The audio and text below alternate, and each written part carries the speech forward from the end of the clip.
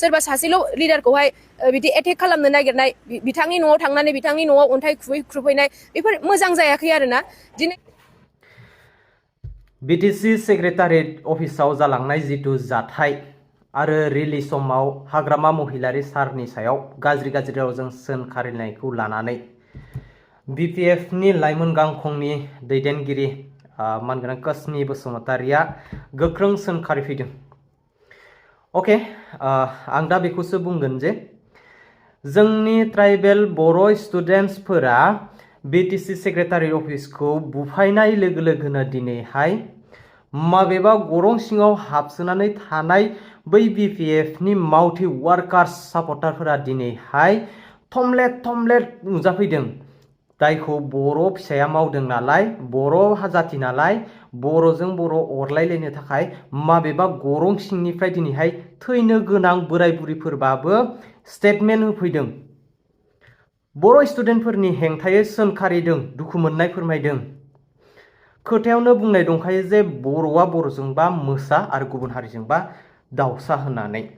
नंगौ आंबो मानियो सेक्रेटारि अफिसा मोनसे बिर जोहोलाव जोहोलावजोफोरनि थैनि बिनमायै मोननाय सोरजि जानाय। नाथाय बे सेक्रेटारि अफिसखौ बुफायनायनि सिगां आसाम सरकार आरो भारत सरकारा 6टा जनजातिनो ST होनो थाखाय लाहार फाहार खालामबाय थादोंमोन। अब्ला समाव नोंथांमोनहा आसाम सरकार आरो भारत सरकार आरो 6टा जनजातिनि हेंथायै माब्लाबा स्टेटमेन्ट होफैफेरदोंमोन ना? माब्लाबा माबा मोनसे हेंथा बुंफैफेरदोंमोन ना आसाम सरकार आरो भारत सरकारनि हेंथायै? दिनैहाय बर' फिसाया दाय मावनायखाय बर' फिसाया माबा मोनसे गोरोन्थि मावनायखाय बर'जों बर'खाय अरलायलायनो थाखाय गरं सिङाव उन्दुना थानाय एन्जर बुन्दिफोरा थमलेट बार'नानै अरलायलायनो फैदों बेवहाय बर'खाय। गुबुन जातिनि हेंथायैबा दिनैहाय फंसेबो बाथ्रा बुंनो हायाखै नोंथांमोना। दाखालायनि जितु जालांनाय BTC एसेम्बलि बुफायनाय जाथाय बे जाथायखौ लानानै दिनैहाय राजनितिनि कालार फोनै सोरखौबा आसि थुयै सोंखारिफ्लाबाय दङ, लेथायफ्लाबाय दङ। दिनैहाय बिथांमोना सिमान जानो हाया जे BPFआ दाय मावनानै सेक्रेटारि अफिसा बुफाय जाबाय होननानै। खारन बेफोरबायदि बुंनानै लायोबा बिथांमोननि इज्जतआनो खतम। दा मानगोनां रायजोफोर नोंथांमोना नैबे भिडिअ क्लिपखौ नायनानै लाग्रो मानगोनां उखिल गगैया मा खोथा बुंदों। ST प्लेन्सत भर्ती কৰিছে 3টা मरान मटक আৰু कुचराजबंशी। तो मानगोनां रायजोफोर नोंथांमोनाथ' खोनाखाबायानो नङा होमब्ला मानगोनां उखिल गगै सारा मा खोथा बुंदों। तो फाइनाली जुदि STआ जानानै फैमारोब्ला जोंनि ST प्लेन खथायाव बेखिनि जनजातिया जायगा लाफैमारोब्ला सबसे फार्स्टआवनो BPFनि सापर्टार जाय बे स्टुडेन्टफोरनि हेंथायै खोथा बुंदों बिथांमोनखौ नागिर ST खथानिफ्राय आउट खालामनांगौ आरो बिथांमोना ST खथानिफ्राय आउट जाखांनायनि उनाव जेनेरेलाव थायो ना OBCआव थायो ना नन BTCआव थायो बिथांमोननि गोसोसै। BPFनि लाइमोन गांखं दैदेनगिरि कसमी बसुमतारिया बड'लेण्ड इउनिभार्सिटि स्टुडेन्टफोरनि सायाव गोख्रोङै सोंखारिदों। नोंथांमोना नायलांनो हागोन। थानाय जिहेतु थासारि जोंनि ट्राइबेल स्टुडेन्टफोराहाय मोन6 जनजातिनो ट्राइबेल होनायनि बेरेखायै ट्राइबेल होनो नागिरनायनि एगेन्स्टआव जि प्रटेस्ट खालामदों जोङो बेयाव फुल सापर्ट दङ। जोङो बे प्रटेस्टखौ जोङो सापर्ट खालामो।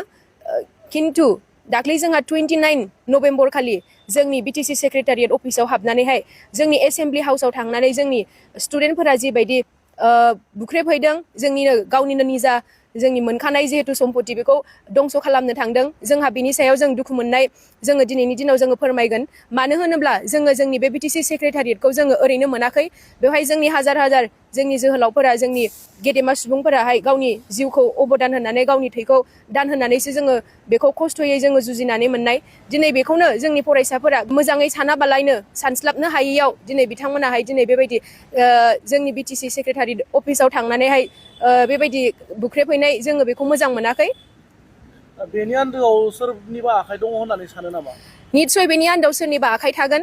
जिहेतु जोंनि स्टुडेन्टफोराहाय दा सानस्लाबनो हायाखै बुजिस्लाबनो हायाखै बेखौनो सोरबाफोर बिसोरखौ मिसलिड खालामदों जानो हागौ बेनि आन्दाव निस्सय सोरबा थाथारगोन दा बेखौ पलिटिक्स खौ गेजेराव लाबाखै होननानै बुंबाय थादों खिन्थु जोङो दा जों थोंजोङै नायनो थाङोब्ला जोङो बेखौनो नुगासिनो निस्सय बेहाय पलिटिक्सनि माबा मोनसे बेहाय सोरनिबा एजेन्डा दङ होननानै जोङो बुंनो हायो मा खावलायनो सानगोन बेबायदि दैदेनगिरिखौ दा जोङो ससियेल मिडियानि गेजेरजों नुबाय थादों सानैसो जोंनि बिनानावफोराहाय सोरबा सासे पार्टिकुलार लिडारनि नामखौ मख'नानैहाय गाज्रि स्लें वर्ड्स बाहायनानै रायनाय सोरबा सासेल' लिडारखौहाय बिदि एटेक खालामनो नागिरनाय बिथांनि न'आव थांनानै बिथांनि न'आव अन्थाइ खुबैनाय बेफोर मोजां जायाखै आरोना दिनै मानो होनोब्ला सासेल' सोरबा सासे पार्टिकुलार लिडारखौ दिनै बिदि बुङोब्ला रायोब्ला बेवहाय निस्सय गोरोन्थि जागोन मानो होनोब्ला जोंनि गुबुन लिडारफोर जाय आसाम केबिनेटनि मिनिस्टारफोर जाय जोंनि रायजो सभानि लक सभानि दिनै बे एमपि बिथांमोननि मुंखौ दिनैहाय मानो मुंख'वाखै बिथांमोननि मुंखौ मानो दिनैहाय मेनसन खालामनानै जेबो बुङाखै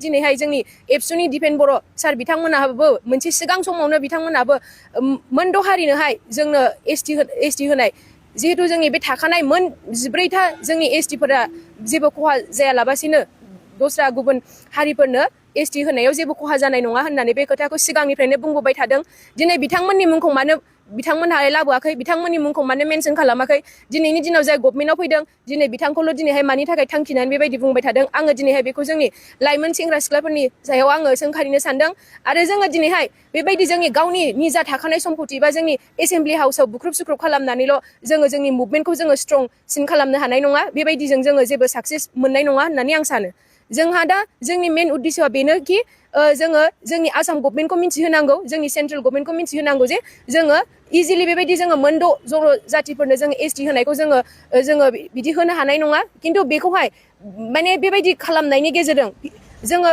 बे प्रटेस्टखौ जोङो पिसफुल भाबैबो खालामनो हायो खिन्थु जोङो बेबायदि भायलेन्स क्रिएट खालामनानै जोङो जेबो मुलाम्फा जानाय नङा होननानै आं सानो जोंनि स्टुडेन्टफोरखौहाय निस्सय बेहाय सोरबा माने मिसलिड खालामग्रा दंथारो होननानै जोङो बुंगोन मानो होनोब्ला दिनैहाय बेबायदि जिहेतु बिथांमोना प्रटेस्ट खालामदोंमोन बेवहाय जोङो भिडिअ क्लिप्सफोर नुदों जे बिथांमोनाहाय गासिबो बिथांमोननि स्ल'गाना स्क्रिप्टेड आरोना बिथांमोना लेखा गुफुर लालायलायनानै स्ल'गान होदों लिरखाजोबनाय गासिबो स्क्रिप्टेड बेवहाय निस्सय सोरबा बुंग्रा सोरबा फोरोंग्राथ' थाथारगोन बेनिखायनो जोंनि दा जाखांफुनाय लाइमोन सेंग्रा सिख्लाफ्रा एसेहाय बुजिलायनानै सानलायनानै रावजोंबो जेनेबा बेबायदि मिसलिड खालामजायालाबासिनो गावसिनि फिउचारखौबो साननानै एसे सानै हयै मोजाङै प्रटेस्टखौ खालामबा मोजां जागोन होननानै जोङो सानो आरो दा बे जाय सानैसो बिनानावमोन दा गाज्रि स्लें वर्ड्स बाहायनानै बिसोरो बिथांमोनाहाय गाज्रि बाथ्रा बुंदों जोंनि बिटिसि गभर्नमेन्टखौ दानि सोलिबाय थानाय बिटिसि गभर्नमेन्ट हाग्रामा महिलारी सार बिथांखौ रायदों बिथांमोनाबो